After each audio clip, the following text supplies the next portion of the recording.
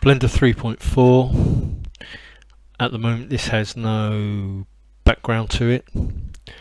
If I go into so keep the viewport here, and we're in rendered. I'm going to go down here, go to shader editor, change from object to world, and now that I've brought that up, we go to the world properties, click on not on this section here, that's no use to you, click on the yellow dot against color, look for environment texture, turns pink first because it ain't found there. Then we'll go to open. My folder is here. These are all I think from Polyhaven, so thank you for that. Let's go to Prattville Street, and there we are in the middle of Prattville Street at a funny angle, but it doesn't matter.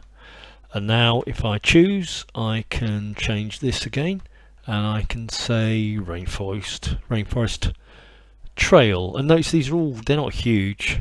Well, some of them aren't that huge, but yeah, it's not huge, is it, in the scheme of things. There's another one. And as ever, when you've got these external resources, remember where they point to, and I would suggest back them up.